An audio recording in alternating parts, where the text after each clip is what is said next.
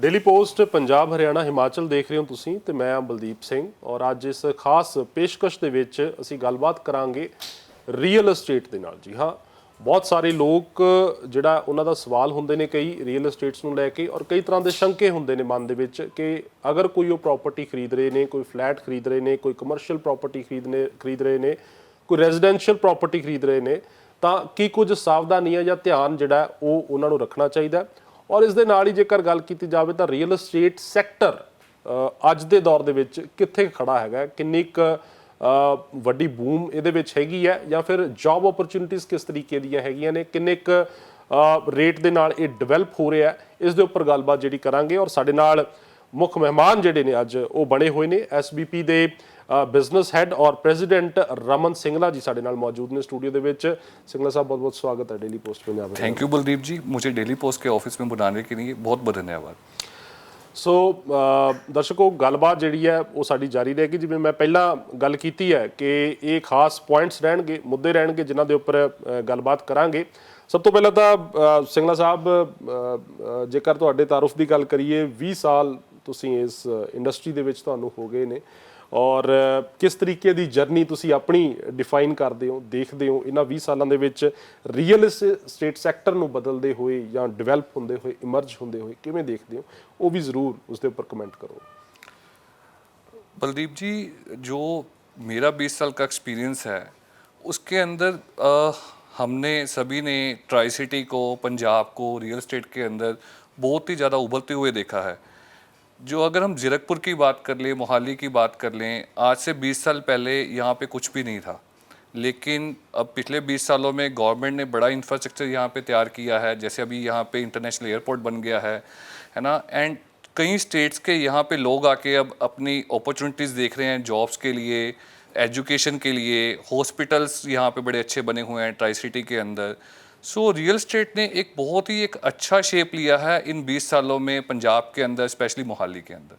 सो अगर सर जेकर मैं गल करा कि चंडीगढ़ या ट्राई सिटी दे विच किन्ना क जिहड़ा इस सैक्टर ने ग्रो कीता, क्योंकि आम तौर पर जेकर नॉर्दਰਨ इंडिया की आपां गल करिए तो उहदे विच पंजाब है, हिमाचल है, हरियाणा, जम्मू कश्मीर। तो उहदे विच आम तौर पर कल्चर ये है कि बहुत खुले घरां दे विच, क्योंकि बेसिकली विलेजेस दे विच इत्थे ज़्यादा आबादी वसदी है, जिवें तुसीं भी जिक्र कीता उस चीज़ का, तो बहुत खुले घरां दे विच रहण दी आदत है। तो अजिहे दे विच जो चंडीगढ़ या ट्राई सिटी है, फ्लैट कल्चर है जिहड़ा, वो किस तरीके नाल फ्लरिश हो रहा है, लोग किस तरीके लोकां दी की जरूरत जिहड़ी है वो रहिंदी है फ्लैट नूं लैके इस ट्राई सिटी दे विच।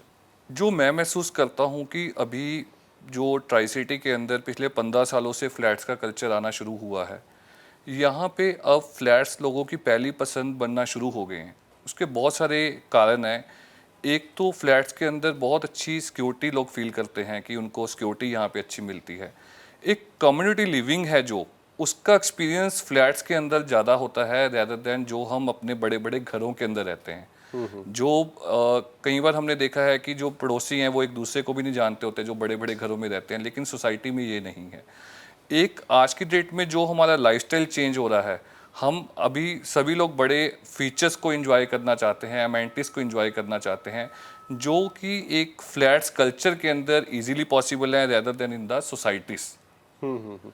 तो किस तरीके के ਜਿਹੜੇ फ्लैट है ਤੁਸੀਂ ਉਹ ਇੱਥੇ ट्राई सिटी ਦੇ ਵਿੱਚ ਬਿਲਡ ਕਰਦੇ ਹੋ और ਕੀ ਖਾਸੀਅਤ ਜਿਹੜੀ ਹੈ ਤੁਹਾਡੇ फ्लैट्स ਦੀ, ਜੇਕਰ SBP ਮੈਂ ਕੰਪਨੀ ਦੀ ਗੱਲ ਕਰਾਂ ਤਾਂ ਕੀ ਖਾਸੀਅਤ ਹੈ ਜਿਹੜੀ ਉਹ ਦੂਸਰੇ ਕੰਪਨੀਜ਼ ਤੋਂ ਤੁਹਾਡੇ फ्लैट्स ਦੀ। अगर मैं SBP की खासियत की बात करूं, जो हम फ्लैट्स बनाते हैं कॉमन मैन के लिए, जो कि आम आदमी को उसके सपनों का घर दे सके, जहां पे वो सारी सुख सुविधाएं हों जो वो कोई भी पर्सन एडमायर करता है। जैसे कि मैं अभी आपको फीचर्स की बात कह रहा था, बच्चों ने क्रिकेट खेलना है, बैडमिंटन खेलना है, बास्केटबॉल खेलना है, स्विमिंग करनी है, जिम जाना है, इसके लिए जब वो कम्युनिटी में रहते हैं, सोसाइटीज़ में रहते हैं, तो ये सारी सर्विसेज हम उनको सोसाइटी के अंदर ही प्रोवाइड करवा रहे हैं। इसके लिए उनको बाहर नहीं जाना पड़ता। इससे उनका टाइम भी बचता है एंड उनकी जो ज़रूरत है वो भी सारी पूरी होती हैं। एक ना बड़ा क्वेश्चन होंदा जो कोई भी शख्स जिहड़ा वो फ्लैट खरीददा है कि क्योंकि आम तौर पर जो कोई भी शख्स जिहड़ा वो खुद एक मकान तैयार करता या घर तैयार करता तो ਉਸਨੂੰ ਇਹ ਹੁੰਦਾ ਕਿ ਮੈਂ ਆਪਣੇ ਹਿਸਾਬ ਦਾ ਮਟੀਰੀਅਲ ਹੈ ਜਿਹੜਾ ਉਸ ਦੇ ਵਿੱਚ ਲਗਵਾ ਰਿਹਾ, ਇਹ ਇੰਨੇ ਦਾ ਜਿਹੜਾ ਮੈਂ ਉਹਦੇ 'ਚ ਕੰਕਰੀਟ ਜਿਹੜਾ ਇੰਨੇ ਮਿਕਸਚਰ ਦਾ ਉਹ ਐਡ ਕਰ ਰਿਹਾ। ਤਾਂ ਅਗਰ ਮੈਂ ਫਲੈਟ ਖਰੀਦ ਰਿਹਾ ਤਾਂ ਫਿਰ ਬਹੁਤ ਲੋਕਾਂ ਦੇ ਸ਼ੰਕੇ ਇਹ ਹੁੰਦੇ ਆ ਕਿ ਉਹਦੀ ਮਜ਼ਬੂਤੀ ਕਿੰਨੀ ਹੋਏਗੀ, ਉਹ ਕਿਸ ਮਟੀਰੀਅਲ ਦਾ ਜਿਹੜਾ ਉਹ ਬਣਿਆ ਹੋਏਗਾ, ਕਿ ਉਹ ਲੌਂਗ ਟਰਮ ਜਿਹੜੀ ਆ ਉਹਦੀ ਡਿਊਰੇਸ਼ਨ ਕਿੰਨੀ ਕੁ ਹੋਏਗੀ। ਤਾਂ ਕਈ ਲੋਕਾਂ ਦੇ ਸ਼ਾਇਦ ਉਹ ਖਾਸ ਤੌਰ ਤੇ ਜਿਹੜੇ ਲੋਕ ਮੇਰੇ ਖਿਆਲ ਫਸਟ ਟਾਈਮ ਅਗਰ ਉਹ ਪਰਚੇਸ ਕਰ ਰਹੇ ਆ, ਇਦਾਂ ਦੇ ਸਵਾਲ ਉਹਨਾਂ ਦੇ ਮਨ ਦੇ ਵਿੱਚ ਹੋਣਗੇ। ਉਹਨੂੰ ਥੋੜਾ ਜਿਹਾ ਕਲੈਰੀਫਾਈ ਕਰੋ ਕਿ ਅਗਰ ਤੁਸੀਂ ਕੋਈ ਫਲੈਟ ਖਰੀਦਦੇ ਹੋ ਤਾਂ ਓਨਾ ਹੀ ਸੇਫ ਹੁੰਦਾ ਹੈ ਕਿ ਜਿੰਨਾ ਕੋਈ ਆਮ ਘਰ ਜਾਂ ਮਕਾਨ ਜਿਹੜਾ ਤੁਸੀਂ ਖੁਦ ਤਿਆਰ ਕਰਵਾ ਰਹੇ ਹੋ। ਜੀ ਹਾਂ, ਜੋ ਤੁਸੀਂ ਫਲੈਟ ਖਰੀਦ ਰਹੇ ਹੋ ਇਹ ਓਨਾ ਹੀ ਮਜ਼ਬੂਤ ਹੁੰਦਾ ਹੈ ਜਾਂ ਸਟਰੋਂਗ ਹੁੰਦਾ ਹੈ, ਕੁਆਲਿਟੀਜ਼ ਦੀ ਉਨੀ ਹੀ ਅੱਛੀ ਹੁੰਦੀ ਹੈ ਜਿੰਨਾ ਤੁਸੀਂ ਆਪਣਾ ਖੁਦ ਦਾ ਘਰ ਕਰਵਾ ਰਹੇ ਹੋ। ਮੈਂ ਇਸ ਚੀਜ਼ ਦੇ ਉੱਤੇ ਕਹਿ ਸਕਦਾ ਕਿ ਉਸ ਦੀ ਇੰਟੀਰੀਅਰਸ ਦੀ ਚੋਇਸਿਸ ਲੋਕਾਂ ਦੀਆਂ ਵੱਖਰੀਆਂ ਵੱਖਰੀਆਂ ਹੋ ਸਕਦੀਆਂ ਨੇ, ਬਟ ਜੋ ਬੇਸਿਕ ਸਟਰਕਚਰ ਦੀ ਗੱਲ ਕਰੀਏ, ਕੰਕਰੀਟ ਦੀ ਗੱਲ ਕਰੀਏ, ਸਰੀਏ ਦੀ ਗੱਲ ਕਰੀਏ, ਤਾਂ ਜੋ ਵੀ ਕੋਈ ਕੰਪਨੀਜ਼ ਰੀਅਲ ਏਸਟੇਟ ਫੀਲਡ ਦੇ ਵਿੱਚ ਹੈਗੀਆਂ ਨੇ ਐਂਡ ਸਪੈਸ਼ਲੀ SBP, ਇਹ ਸਾਰੇ ਹੀ ਬ੍ਰਾਂਡਡ ਪ੍ਰੋਡਕਟਸ ਨੂੰ ਯੂਜ਼ ਕਰਦੇ ਨੇ ਤੇ ਇਸ ਕੁਆਲਿਟੀ ਦਾ ਬਹੁਤ ਜ਼ਿਆਦਾ ਖਿਆਲ ਰੱਖਿਆ ਜਾਂਦਾ ਹੈ। ਤਾਂ ਇਸ ਦੇ ਲਈ ਕਸਟਮਰਸ ਨੂੰ ਕੋਈ ਵੀ ਜਿਹੜੇ ਹੈਗੇ ਨੇ ਚਿੰਤਾ ਕਰਨ ਦੀ ਕੋਈ ਜ਼ਰੂਰਤ ਨਹੀਂ ਹੁੰਦੀ। ਤੇ ਜਿਵੇਂ ਕਿ ਆਪਾਂ ਦੇਖਦੇ ਹਾਂ ਅੱਜ ਕੱਲ੍ਹ ਇੱਕ ਛੋਟੀ ਜਿਹੀ ਐਗਜ਼ਾਮਪਲ ਕਿ ਆਪਣੇ ਨਾਰਥ ਇੰਡੀਆ ਦੇ ਵਿੱਚ ਪਹਿਲਾਂ ਨਹੀਂ ਸੀ, ਹੁਣ ਭੂਚਾਲ ਦੇ ਝਟਕੇ ਥੋੜੇ ਕਦੇ ਮਹਿਸੂਸ ਹੋਣ ਲੱਗ ਗਏ। ਐਂਡ ਤਾਂ ਤੁਸੀਂ ਦੇਖਿਆ ਕਿ ਜਿੰਨੀਆਂ ਵੀ ਬਿਲਡਿੰਗਸ ਨੇ ਕਦੇ ਵੀ ਤੁਹਾਨੂੰ ਕੋਈ ਐਵੇਂ ਦੇ ਇਨਸੀਡੈਂਟ ਸੁਣਨ ਨੂੰ ਨਹੀਂ ਮਿਲਿਆ। ਐਂਡ ਅਦਰਵਾਈਜ਼ ਵੀ ਜਿਸ ਤਰੀਕੇ ਨਾਲ ਹੁਣ ਨਵੀਂ ਟੈਕਨੋਲੋਜੀ ਦਾ ਯੂਜ਼ ਹੋ ਰਿਹਾ ਹੈ, ਜਿਵੇਂ ਹੁਣ ਅਸੀਂ SBP ਦੇ ਵਿੱਚ ਮਾਈਵਨ ਕੰਸਟਰਕਸ਼ਨ ਟੈਕਨੋਲੋਜੀ ਦਾ ਯੂਜ਼ ਕਰ ਰਹੇ ਹਾਂ।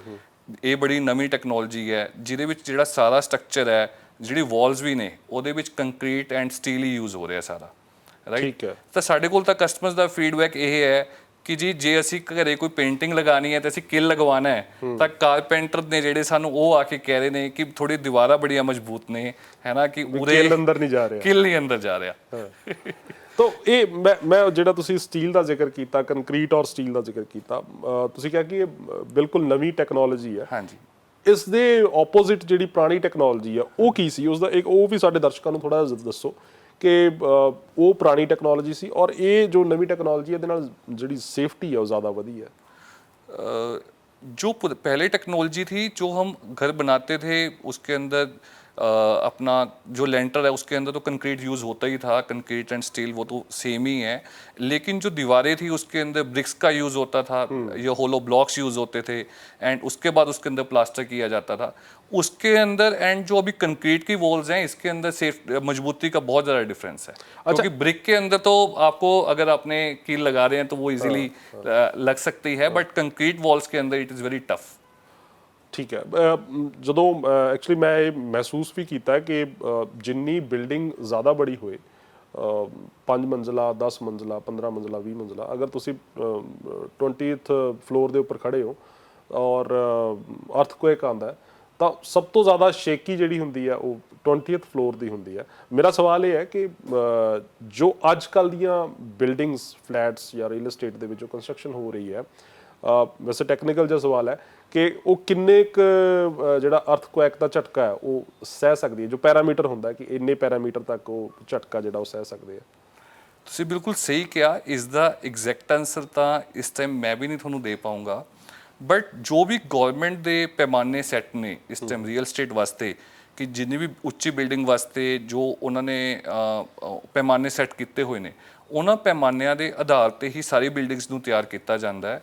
ਤਾਂ ਇਸ ਚੀਜ਼ ਦੇ ਉੱਤੇ ਤਾਂ ਬਿਲਕੁਲ ਵੀ ਮੈਨੂੰ ਲੱਗਦਾ ਹੈ ਕਿ ਕਸਟਮਰਸ ਨੂੰ ਸੋਚਣ ਦੀ ਜ਼ਰੂਰਤ ਨਹੀਂ ਹੈ। ਠੀਕ ਹੈ, ਚਲੋ ਆਪਾਂ ਅਗਲੇ ਸੈਗਮੈਂਟ ਤੇ ਆਉਂਦੇ ਹਾਂ ਤੇ ਗੱਲ ਹੁਣ ਆਪਾਂ ਕਸਟਮਰ ਦੇ ਪੁਆਇੰਟ ਆਫ ਵਿਊ ਤੋਂ ਇਹ ਕਰਾਂਗੇ ਕਿ ਜਦੋਂ ਵੀ ਕੋਈ ਸ਼ਖਸ ਜਾਂ ਕੋਈ ਕਸਟਮਰ ਜਿਹੜਾ ਉਹ ਜੋ ਫਲੈਟ ਜਾਂ ਕੋਈ ਪ੍ਰਾਪਰਟੀ ਖਰੀਦਣ ਜਾ ਰਿਹਾ ਤਾਂ ਕਿਹੜੀ ਖਾਸ ਗੱਲਾਂ ਨੇ ਜਿਹੜੀਆਂ ਉਹਨੂੰ ਆਪਣੇ ਦਿਮਾਗ ਦੇ ਵਿੱਚ ਰੱਖਣੀਆਂ ਚਾਹੀਦੀਆਂ। ਅਗਰ ਉਹ SBP ਤੋਂ ਲੈ ਰਿਹਾ ਜਾਂ ਕਿਸੇ ਹੋਰ ਜਿਹੜਾ ਬਿਲਡਰ ਤੋਂ ਲੈ ਰਿਹਾ ਤਾਂ ਉਹ ਕਿਹੜੀਆਂ ਖਾਸ ਗੱਲਾਂ ਹੋਣਗੀਆਂ ਕਿ ਜਿਹੜੀਆਂ ਉਹਨੂੰ ਪੱਕਾ ਕੰਸੀਡਰ ਕਰਨੀਆਂ ਚਾਹੀਦੀਆਂ ਨੇ। ਮੈਨੂੰ ਲੱਗਦਾ है कि ਜਦੋਂ भी कोई पर्सन किसी भी प्रॉपर्टी को देख रहा है उसको सबसे पहले तो उस कंपनी का बैकग्राउंड चेक करना चाहिए कि उस कंपनी का पास्ट रिकॉर्ड कैसा है। अगर मैं एग्जांपल आपको SBP की दूं तो SBP ने पिछले 15 सालों में 10,000 से ज़्यादा घर डिलीवर किए हैं, 24 प्रोजेक्ट्स डिलीवर किए हैं। एंड कोई भी कस्टमर जो है हमारे 10,000 कस्टमर से जाके बात कर सकता है, जो 24 प्रोजेक्ट्स हमने डिलीवर किए हैं उनको विजिट कर सकता है। तो किसी से भी वो चाहे एसबीपी से ले रहा है या किसी भी डेवलपर से ले रहा है, उसका पास्ट काम जो है कि उसकी क्वालिटी कैसी है, उसकी आपने कंस्ट्रक्शन की बात की है ना, वहाँ पे उसकी क्वालिटी चेक की जा सकती है। अमेनिटीज कैसी हैं, पोस्ट पोजेशन किस तरह की वहाँ पे अमेनिटीज फैसिलिटीज काम कर रही हैं, एंड डिलीवरी टाइमली दी है या नहीं दी है उस बिल्डर ने, उसके क्रेडेंशियल्स को देखना बहुत ज़रूरी है जब भी हम प्रॉपर्टी ले रहे हैं। 10,000 ਘਰ ਤੁਸੀਂ ਇਸੇ ਟਰਾਈ ਸਿਟੀ ਦੇ ਵਿੱਚ ਡਿਲੀਵਰ ਕੀਤੇ ਆ हाँ जी। ਔਰ ਕਿੰਨੇ ਟਾਈਮ ਫਰੇਮ ਦੇ ਵਿੱਚ, ਅਗਰ ਮਤਲਬ ਕਿਉਂਕਿ ਮੈਂ ਇਹ ਸਵਾਲ ਤਾਂ ਪੁੱਛ ਰਿਹਾ ਕਿ ਅਗਰ ਕਿਸੇ ਕਸਟਮਰ ਨੇ ਵਿਜ਼ਿਟ ਕਰਨਾ ਹੋਵੇ, ਦੇਖਣਾ ਹੋਵੇ ਕਿ ਐਸਬੀਪੀ ਕਿਸ ਤਰੀਕੇ ਦਾ ਜੋ ਕੰਸਟਰਕਸ਼ਨ ਕਰਦੀ ਹੈ, ਤਾਂ ਉਹ ਬਹੁਤ ਬਿਹਤਰ ਹੋ ਜਾਏਗਾ ਉਹਨਾਂ ਦੇ ਲਈ, ਜਾਣਨਾ ਵੀ ਬਹੁਤ ਬਿਹਤਰ ਹੋ ਜਾਏਗਾ। ਤਾਂ ਉਹ ਕਿੰਨੇ ਸਮੇਂ ਦੇ ਵਿੱਚ ਤੁਸੀਂ ਇਹ 10,000 ਜਿਹੜੇ फ्लैट्स की गल कर रहे हो? हमने जो 10,000 घर डिलीवर किए हैं ये पिछले 15 सालों में किए हैं। एंड हमारा जो लेटेस्ट प्रोजेक्ट अभी हमने डिलीवर किया है 2022 के अंदर किया है, हमने गार्डेनिया करके किया है एक प्रोजेक्ट जो एयरपोर्ट रोड के बिल्कुल पास ही है। हमने लांडा खड़ा रोड के ऊपर प्रोजेक्ट सिटी ऑफ ड्रीम्स के नाम से अभी डिलीवर किया है। एंड कोई भी कस्टमर जो कोई भी पर्सन अगर घर देख रहा है तो हमारे किसी भी प्रोजेक्ट्स के 24 प्रोजेक्ट्स जैसे हमने डिलीवर किए हैं, किसी प्रोजेक्ट को जाके विजिट कर सकता है। तो वो जब जाएगा तो उसको आइडिया लगेगा कि ये कितने साल पुराना प्रोजेक्ट है, एंड वो वहाँ पे जाके चेक कर सकता है। तो सिंगला ਸਾਹਿਬ ਇੱਕ ਇਹ ਵੀ ਆਮ ਤੌਰ ਤੇ ਬਹੁਤ ਗੱਲ ਚੱਲਦੀ ਹੈ ਬਿਲਡਰਸ ਦੇ ਵਿੱਚ, ਖਾਸ ਤੌਰ ਤੇ ਜਿਹੜੇ ਫਲੈਟ ਕੰਸਟਰਕਸ਼ਨ ਹੁੰਦੀ ਹੈ, ਕਿ ਪ੍ਰੋਜੈਕਟਸ ਕਈ ਵਾਰ ਬਹੁਤ ਸ਼ਾਨਦਾਰ ਹੁੰਦੇ ਨੇ, ਬਹੁਤ ਬੜੇ ਹੁੰਦੇ ਨੇ, ਉਹਨਾਂ ਦਾ ਕੰਪਿਊਟਰ ਦੇ ਵਿੱਚ ਜਾਂ ਪੋਸਟਰ ਦੇ ਵਿੱਚ ਬਹੁਤ ਅੱਛੇ ਤਰੀਕੇ ਨਾਲ ਦਿਖਾਏ ਜਾਂਦੇ ਨੇ, ਪਰ ਕਈ ਵਾਰ ਉਹ ਟਾਈਮ ਤੇ ਕੰਪਲੀਟ ਨਹੀਂ ਹੋ ਪਾਉਂਦੇ, ਕੁਝ ਵੀ ਰੀਜ਼ਨਸ ਹੋ ਸਕਦੇ ਨੇ ਉਹਦੇ। ਤਾਂ ਅਜਿਹੇ ਦੇ ਵਿੱਚ ਐਸਬੀਪੀ ਕਿਸ ਤਰੀਕੇ ਦੀ ਕਮਿਟਮੈਂਟ ਆਪਣੇ ਕਸਟਮਰਸ ਨੂੰ ਨਾਲ ਕਰਦੀ ਹੈ ਕਿ ਅਗਰ ਕੋਈ ਪ੍ਰੋਜੈਕਟ ਸ਼ੁਰੂ ਹੋਇਆ, ਕੋਈ ਕਸਟਮਰ ਪਹਿਲਾਂ ਪ੍ਰੀ ਬੁਕਿੰਗ ਕਰਾ ਰਿਹਾ ਕੰਸਟਰਕਸ਼ਨ ਦੇ ਟਾਈਮ ਤੇ ਹੀ, ਤਾਂ ਉਹ ਪ੍ਰੋਜੈਕਟ ਹੈ ਜਿਹੜਾ ਉਹ ਟਾਈਮ ਤੇ डिलीवर हो जाएगा? बहुत अच्छा सवाल है जी ये। देखिए, जैसे मैंने अभी आपको बताया कि पिछले 15 सालों में हमने 10,000 घरों की डिलीवरी की है। एसबीपी का जो नाम इस रीज़न में बना है वो बना ही डिलीवरी की वजह से है।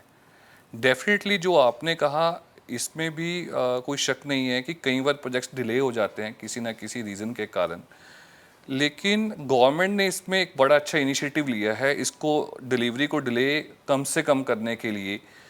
जब से रेरा इंट्रोड्यूस हुआ है, रेरा ने बायर्स के लिए एक बड़ा अच्छा मेजर लगाया है कि जब कोई बायर की अगर पेमेंट डिले होती है तो बिल्डर्स इंटरेस्ट चार्ज करते हैं उससे।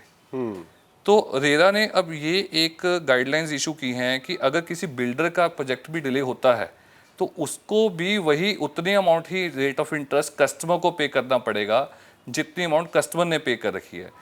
सो ये एक बिल्डर के लिए एक फाइनेंशियल ऑब्लिगेशन भी हो गई है कि अगर उसका प्रोजेक्ट डिले हो रहा है तो उसको अपने कस्टमर्स को पे करना पड़ेगा।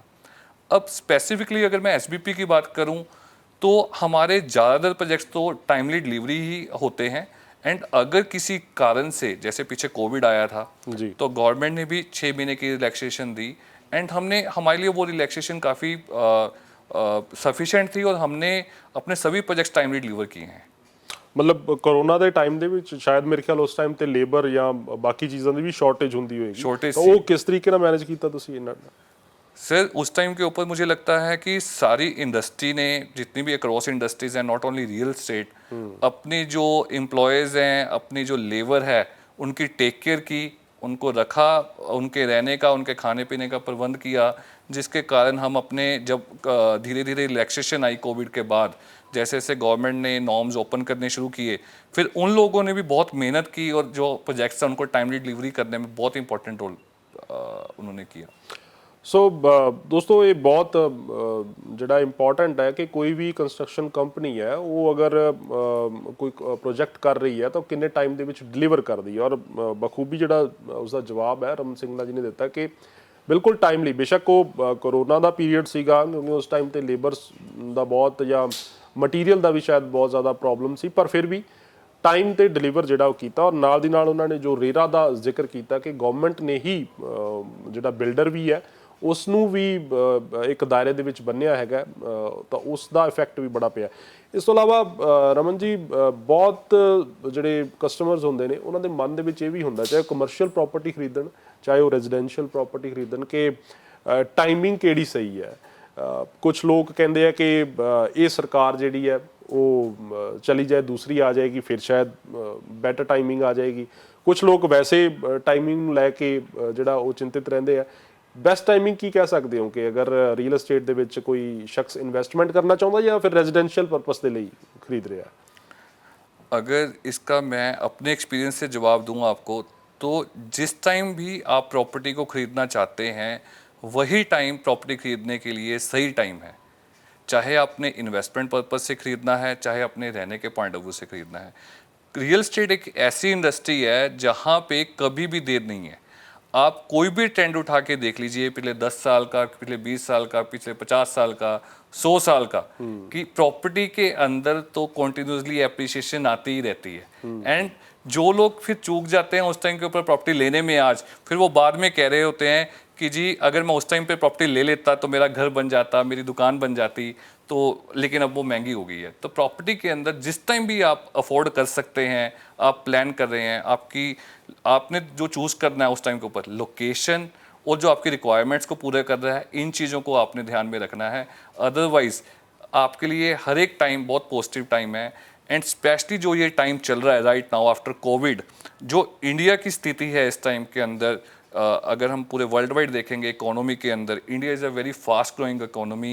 एंड इंडिया के अंदर आने वाले टाइम में सारी चीज़ें बहुत महंगे होने वाली हैं, स्पेशली रियल एस्टेट। तो ये बहुत अच्छा समय है प्रॉपर्टी में इन्वेस्ट करने के लिए। ਤੁਸੀਂ ਬਿਲਕੁਲ, ਮੈਂ ਉਸੇ ਪੁਆਇੰਟ ਦਾ ਅੱਗੇ ਜ਼ਿਕਰ ਵੀ ਕਰੂੰਗਾ। ਡਿਵੈਲਪਿੰਗ ਇਕਨੋਮੀ ਦਾ ਜ਼ਿਕਰ ਕਰ ਰਹੇ ਸੀ। ਚੰਡੀਗੜ੍ਹ ਕਿਉਂਕਿ ਟਰਾਈ ਸਿਟੀ ਨਾਲ ਤੁਸੀਂ ਡੀਲ ਕਰਦੇ ਹੋ, ਫਲੈਟਸ ਜਾਂ ਫਿਰ ਜੋ ਕੰਸਟਰਕਸ਼ਨ ਹੋ ਰਹੀ ਹੈ ਫਲੈਟਸ ਦੀ, ਉਹ ਇਸ ਕਰਕੇ ਵੀ ਮੈਨੂੰ ਲੱਗਦਾ ਕਿ ਜ਼ਿਆਦਾ ਹੋ ਰਹੀ ਹੈ। ਐਜ਼ ਅ ਜਰਨਲਿਸਟ ਮੈਂ ਜਦੋਂ ਉਸ ਚੀਜ਼ ਨੂੰ ਐਨਾਲਾਈਜ਼ ਕਰਦਾ, ਕਿਉਂਕਿ ਅਗਰ ਇਸ ਏਰੀਏ ਦੇ ਵਿੱਚ ਜੌਬ ਓਪਰਚੁਨਿਟੀਜ਼ ਜ਼ਿਆਦਾ ਡਿਵੈਲਪ ਹੋ ਰਹੀਆਂ, ਜ਼ਾਹਿਰ ਗੱਲ ਹੈ ਕਿ ਤਾਂ ਹੀ ਲੋਕ ਜਿਹੜੇ ਨੇ ਉਹ ਅਲੱਗ-ਅਲੱਗ ਏਰੀਆਜ਼ ਤੋਂ ਆ ਕੇ ਚੰਡੀਗੜ੍ਹ ਦੇ ਵਿੱਚ ਫਲੈਟ ਜਿਹੜੇ ਨੇ ਉਹ ਬਾਏ ਕਰ ਰਹੇ ਹੈਗੇ ਆ। ਸਮਝਦੇ ਹੋ ਇਸ ਗੱਲ ਨੂੰ ਕਿ ਇਹ ਏਰੀਆ ਜੌਬ ਓਪਰਚੁਨਿਟੀ ਦੇ ਲੈਵਲ ਤੋਂ ਵੀ ਕਾਫੀ ਡਿਵੈਲਪ ਹੋ ਰਿਹਾ? जी हाँ, तुसी बिल्कुल सही कह रहे हो कि जॉब अपॉर्चुनिटीज़ भी बहुत ज़्यादा इंक्रीज़ हो रही हैं ट्राई सिटी के अंदर। अगर आप देखेंगे अभी बहुत सारी यूनिवर्सिटीज़ यहाँ पे नहीं आ रही हैं। अशोका यूनिवर्सिटी की आपने बात सुनी है, प्लास्का यूनिवर्सिटी की बात सुनी है। अभी आप आने वाले टाइम में देखेंगे कि आईटी के बहुत बड़े बड़े नेम्स अभी यहाँ पे आ रहे हैं, बड़े बड़े हॉस्पिटल्स बन रहे हैं, बड़ी बड़ी इंडस्ट्रीज़ लगने की अब यहाँ पे बात हो रही है। सो काफ़ी डेवलपमेंट हो रही है ट्राई सिटी के अंदर। जॉब अपॉर्चुनिटीज़ काफ़ी अच्छी हैं एंड रहने के लिए बड़ी पीसफुल सिटी है। तो लोगों की प्रेफर्ड सिटी है मुझे लगता है चंडीगढ़ एंड ट्राई सिटी। सो इस वजह से रियल एस्टेट यहाँ पे बहुत फास्ट ग्रो कर रहा है। ਸੋ ਉਮੀਦ ਕਰਦੇ ਹਾਂ ਦਰਸ਼ਕੋ ਕਿ ਤੁਹਾਨੂੰ ਇਹ ਸਾਡਾ ਖਾਸ ਪ੍ਰੋਗਰਾਮ ਜੋ ਕਿ ਰੀਅਲ ਏਸਟੇਟ ਦੇ ਉੱਪਰ ਹੈ ਉਹ ਪਸੰਦ ਆਇਆ ਹੋਵੇਗਾ, ਔਰ ਤੁਹਾਡੀ ਕੁਆਰੀਜ਼ ਜਾਂ ਤੁਹਾਡੇ ਮਨ ਦੇ ਵਿੱਚ ਜੋ ਸਵਾਲ ਹੋਏ ਹੋਣਗੇ ਉਹਨਾਂ ਦਾ ਜਵਾਬ ਦੇਣ ਦੀ ਇਸ ਪ੍ਰੋਗਰਾਮ ਨੇ ਕੋਸ਼ਿਸ਼ ਜ਼ਰੂਰ ਕੀਤੀ ਹੋਏਗੀ। ਸੋ ਰਮਨ ਸਿੰਗਲਾ ਜੀ ਜੋ ਕਿ ਸਾਡੇ ਨਾਲ ਐਸਪੀਪੀ ਦੇ ਬਿਜ਼ਨਸ ਹੈਡ ਔਰ ਪ੍ਰੈਜ਼ੀਡੈਂਟ ਸੀ, ਰਮਨ ਸਿੰਗਲਾ ਜੀ ਬਹੁਤ ਬਹੁਤ ਧੰਨਵਾਦ ਸਾਡਾ ਜੀ। ਸੋ ਦਰਸ਼ਕੋ ਫਿਲਹਾਲ ਇਜਾਜ਼ਤ ਦਿਓ ਮੈਨੂੰ ਬਲਦੀਪ ਸਿੰਘ ਨੂੰ, ਧੰਨਵਾਦ।